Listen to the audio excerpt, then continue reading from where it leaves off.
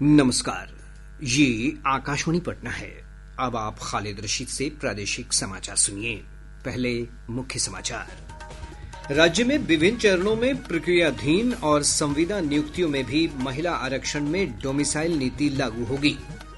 केंद्रीय गृह मंत्री अमित शाह की अध्यक्षता में रांची में पूर्वी क्षेत्रीय परिषद की बैठक आज। उप मुख्यमंत्री सम्राट चौधरी करेंगे प्रदेश का प्रतिनिधित्व। पंचायती राज संस्थाओं और ग्राम कचहरी के 403 पदों के लिए हुए उपचुनाव में 41% मतदान। कल होगी मतगणना।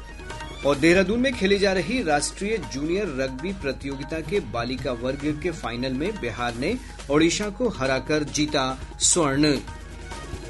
अब समाचार विस्तार से। राज्य में विभिन्न चरणों में प्रक्रियाधीन और संविदा नियुक्तियों में भी प्रदेश की मूल निवासी महिलाओं को 35% क्षैतिज आरक्षण लाभ मिलेगा। मुख्यमंत्री नीतीश कुमार ने सोशल मीडिया पर एक पोस्ट में यह जानकारी दी है। उन्होंने कहा कि वर्तमान में 1,51,579 पदों पर नियुक्ति की प्रक्रिया चल रही है। इन पदों पर नियुक्ति में भी प्रदेश की महिलाओं को 35% क्षैतिज आरक्षण का लाभ मिलेगा। केंद्रीय गृह मंत्री अमित शाह आज रांची में 27वीं पूर्वी क्षेत्रीय परिषद की बैठक की अध्यक्षता करेंगे। बैठक में बिहार, झारखंड, ओडिशा और पश्चिम बंगाल के 70 प्रतिनिधि भाग लेंगे।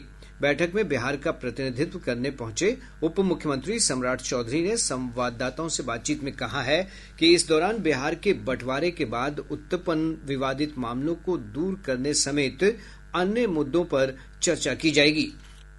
जो बिहार के हित में रहा है और जो बंटवारे भी हुए हम लोग उसको पूर्ण रूपेण कैसे इसको जो विवाद है उसको भी समाप्त करने चाहिए और ये पूरा ईस्टर्न जोन कैसे विकसित हो। आपस में कई ऐसे रिवर हैं जिसके पानी का बंटवारा हम लोगों के बीच में है, उसकी भी चर्चा होगी। और जो संपत्ति हम दोनों के बीच में रहा है बिहार झारखंड, क्योंकि हम लोगों ने बिहार झारखंड क्योंकि एक ही पार्ट, तो वो पूरी तरह एक कमेटी बनाकर कैसे ऑर्गेनाइज किया सकता है, इस पर चर्चा। प्रदेश में मतदाता सूची का विशेष गहन पुनरीक्षण कार्यक्रम सुचारू रूप से जारी है। अब तक 4,53,00,000 से अधिक गणना प्रपत्र एकत्र किए जा चुके हैं। निर्वाचन आयोग के अनुसार ये संख्या कुल मतदाताओं का 57.48% है। आयोग की विज्ञप्ति के अनुसार कल 83,12,000 से अधिक गणना प्रपत्र एकत्र किए गए हैं। आयोग ने कहा है कि यदि यही गति बनी रही तो शेष प्रपत्र को निर्धारित समय सीमा 25 जुलाई से पहले ही एकत्र कर लिया जाएगा। आयोग ने अस्थायी रूप से माइग्रेटेड मतदाताओं से गणना प्रपत्र को वेबसाइट से डाउनलोड कर अपने पारिवारिक सदस्यों के माध्यम से या व्हाट्सएप जैसे ऑनलाइन माध्यम से अपने बीएलओ को भेजने की अपील की है। सर्वोच्च न्यायालय आज मतदाता सूची के विशेष गहन पुनरीक्षण कार्य के खिलाफ दायर विभिन्न याचिकाओं पर सुनवाई करेगा। न्यायमूर्ति सुधांशु धूलिया और न्यायमूर्ति जयमाल्या बागची की पीठ इस मामले की सुनवाई करेगी। गौरतलब है कि एडीआर समेत कई संस्थाओं और राजद के सांसद मनोज झा ने एसआईआर के खिलाफ याचिका दायर की है। पंचायती राज संस्थाओं और ग्राम कचहरी के रिक्त 403 पदों के लिए कल हुए उपचुनाव में 41% मतदाताओं ने मताधिकार का उपयोग किया। राज्य निर्वाचन आयोग से प्राप्त जानकारी के अनुसार इनमें महिलाओं ने 44% जबकि पुरुषों ने 37.67% मतदान किया। उपचुनाव के लिए मतों की गणना कल होगी। पंचायत प्रतिनिधियों और पंचायती राज विभाग के कर्मचारियों के क्षमता संवर्धन के लिए प्रशिक्षण की व्यवस्था की जाएगी। इसके लिए पंचायती राज विभाग ने C3 संस्था के साथ समझौता किया है। विभागीय निदेशक प्रशांत कुमार CH और C3 की कार्यकारी निदेशक डॉक्टर अपराजिता गोगोई ने इस संबंध में समझौता ज्ञापन पर हस्ताक्षर किए। इस मौके पर विभागीय मंत्री केदार प्रसाद गुप्ता ने कहा कि इस समझौते से पंचायती राज व्यवस्था को मजबूत करने में मदद मिलेगी। केंद्र सरकार ने दिव्यांगजनों को कौशल विकास योजना के तहत लाभ प्राप्त करने के लिए आधार कार्ड अनिवार्य कर दिया है। सामाजिक न्याय और अधिकारिता मंत्रालय ने कहा है कि आधार कार्ड नहीं होने पर लाभार्थी को आधार के लिए आवेदन करने का प्रमाण पत्र देना होगा। मंत्रालय की अधिसूचना के अनुसार योजना के तहत नगद लाभ प्राप्त करने के लिए आधार प्रमाणीकरण आवश्यक है।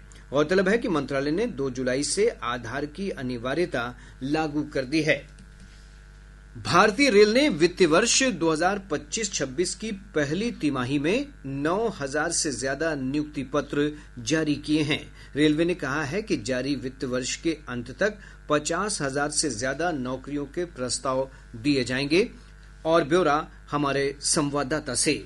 रेलवे भर्ती बोर्ड ने नवंबर 2024 से अब तक कुल 55,197 रिक्तियों की भर्ती को कवर करते हुए 7 अलग अलग अधिसूचनाओं में 1,86,00,000 से अधिक उम्मीदवारों के लिए कंप्यूटर आधारित परीक्षाएं आयोजित की हैं। बड़े पैमाने पर ली जा रही परीक्षाएं एक व्यापक भर्ती कैलेंडर का हिस्सा हैं और 2024 से अब तक 1,08,000 रिक्तियों की घोषणा की जा चुकी है। इस तरह बड़े पैमाने पर कंप्यूटर आधारित परीक्षा आयोजित कराना एक जटिल प्रक्रिया है। उम्मीदवारों के लिए इस प्रक्रिया को आसान बनाने के लिए रेलवे ने उम्मीदवारों के निवास स्थान के नजदीक परीक्षा केंद्र आवंटित किए हैं। महिला और दिव्यांग उम्मीदवारों को विशेष वरीयता दी गई है। परीक्षा में पारदर्शिता और निष्पक्षता बनाए रखने के लिए रेलवे ने उम्मीदवारों के सत्यापन के लिए आधार आधारित KYC प्रमाणीकरण शुरू किया है। समाचार कक्ष से राजेश कुमार मीणा। प्रादेशिक समाचार आप आकाशवाणी पटना से सुन रहे हैं। ताजा समाचारों के लिए आप हमारे एक्स हैंडल AIR_News पटना पर जा सकते हैं। प्रदेश में मानसून की सक्रियता में कमी आने से राज्य के अधिकांश भागों में अल्प वर्षा की स्थिति बनी हुई है। मौसम विभाग से प्राप्त जानकारी के अनुसार गया जी को छोड़कर अधिकतर जिलों में अब तक सामान्य से कम वर्षा दर्ज की गई। इधर देर रात मौसम में अचानक आए बदलाव के कारण राजधानी पटना और आसपास के क्षेत्रों में हल्की से मध्यम वर्षा दर्ज की गई।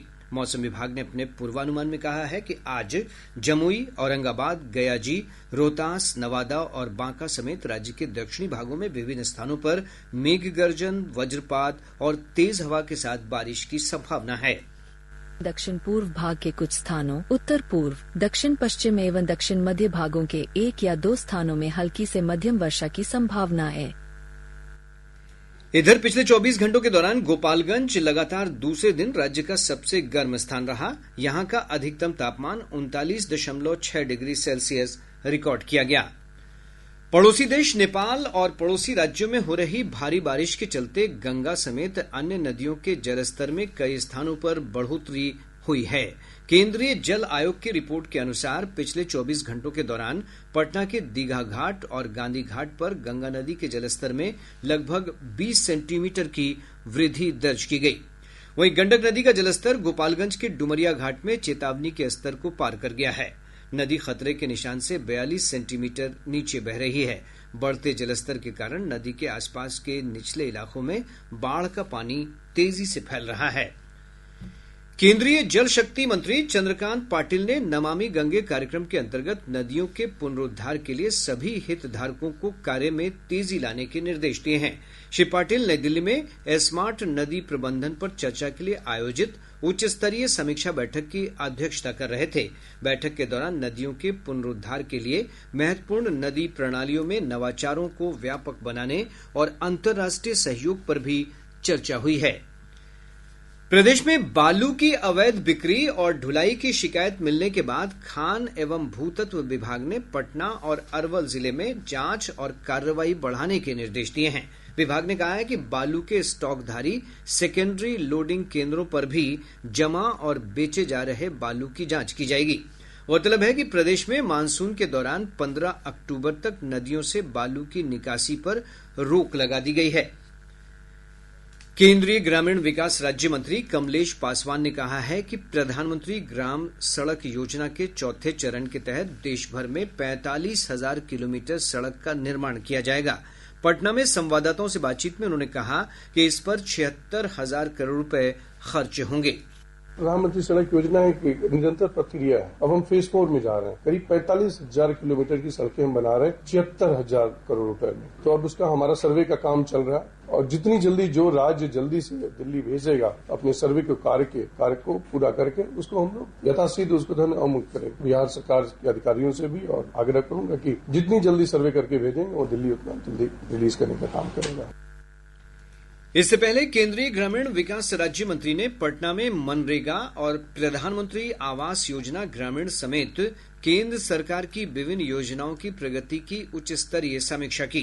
समीक्षा बैठक में राज्य के ग्रामीण विकास मंत्री श्रवण कुमार, ग्रामीण कार्य मंत्री अशोक चौधरी और सांसद संजय जायसवाल भी मौजूद थे।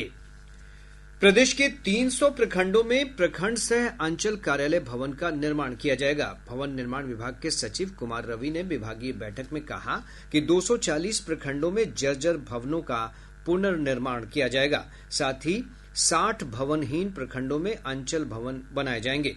उन्होंने कहा कि भवन निर्माण के लिए 276 प्रखंडों में मिट्टी की जांच और कंट्रोल मैपिंग की प्रक्रिया पूरी होने के साथ ही जमीन उपलब्ध करा दी गई है। सचिव ने कहा कि प्रखंड सह अंचल कार्यालय और आवासीय परिसर निर्माण के लिए प्रति प्रखंड 30 करोड़ 74 लाख रुपए मंजूर किए गए हैं। राजधानी पटना के ज्ञान भवन में कल से 2 दिवसीय स्वास्थ्य मेले का आयोजन किया जाएगा। स्वास्थ्य मंत्री मंगल पांडेय ने बताया कि आरोग्य पर्व के नाम से आयोजित इस मेले में एलोपैथी, आयुर्वेद, होम्योपैथी, यूनानी और योग जैसी सभी प्रमुख चिकित्सा पद्धतियों के अलग अलग काउंटर स्थापित किए जाएंगे। इस दौरान पात्र व्यक्ति आयुष्मान कार्ड और वय वंदना कार्ड भी बनवा सकते हैं। इसके लिए राशन कार्ड और आधार कार्ड लाना अनिवार्य होगा। उत्तराखंड के देहरादून में खेली जा रही जूनियर राष्ट्रीय रग्बी प्रतियोगिता के बालिका वर्ग में बिहार ने स्वर्ण पदक प्राप्त किया है। फाइनल मुकाबले में बिहार की टीम ने ओडिशा को 14-5 से मात दी। बिहार टीम की कप्तान अल्पना कुमारी ने शानदार खेल का प्रदर्शन करते हुए 10 अंक बनाए, जबकि सलोनी ने 4 अंक प्राप्त किए। बिहार टीम की इस सफलता पर रग्बी एसोसिएशन, बिहार राज्य खेल प्राधिकरण और अन्य खेल संगठनों से जुड़े पदाधिकारियों ने बधाई और शुभकामनाएं दी हैं। अब पटना से प्रकाशित प्रमुख समाचार पत्रों की सुर्खियां। आज के सभी समाचार पत्रों ने महागठबंधन की ओर से आयोजित बिहार बंद की खबरों को प्रमुखता से प्रकाशित किया है। हिन्दुस्तान ने राहुल गांधी के बयान के हवाले से लिखा है, बिहार में वोट छीनने की कोशिश। दैनिक जागरण ने इसी खबर का शीर्षक लगाया है, मतदाता सूची पुनरीक्षण के खिलाफ सड़क पर उतरा विपक्ष। दैनिक भास्कर की सुर्खी है, रांची हाईकोर्ट में याचिका मंजूर, चारा घोटाले में लालू की सजा बढ़ाने पर अब होगी सुनवाई। प्रभात खबर ने गोपाल खेमका हत्याकांड पर लिखा है, स्पीडी ट्रायल से आरोपियों को सजा दिलाएगी पुलिस। आज अखबार की सुर्खी है, आयुर्वेद कॉलेजों में 88 सहायक प्राध्यापकों की होगी नियुक्ति। राष्ट्रीय सहारा ने लिखा है, शुभांशु शुक्ला ने अंतरिक्ष में उगाई मेथी और मूंग। और अब अंत में मुख्य समाचार एक बार फिर। राज्य में विभिन्न चरणों में प्रक्रियाधीन और संविदा नियुक्तियों में भी महिला आरक्षण में डोमिसाइल नीति लागू होगी। केंद्रीय गृह मंत्री अमित शाह की अध्यक्षता में रांची में पूर्वी क्षेत्रीय परिषद की बैठक आज। उप मुख्यमंत्री सम्राट चौधरी करेंगे प्रदेश का प्रतिनिधित्व। पंचायती राज संस्थाओं और ग्राम कचहरी के 403 पदों के लिए हुए उपचुनाव में 41% मतदान, कल होगी मतगणना। और देहरादून में खेली जा रही राष्ट्रीय जूनियर रग्बी प्रतियोगिता के बालिका वर्ग के फाइनल में बिहार ने ओडिशा को हराकर जीता स्वर्ण। इसके साथ ही आकाशवाणी पटना से प्रसारित प्रादेशिक समाचार का ये अंक समाप्त हुआ। आकाशवाणी पटना से अगला समाचार बुलेटिन दोपहर 2 बजे प्रसारित किया जाएगा। नमस्कार।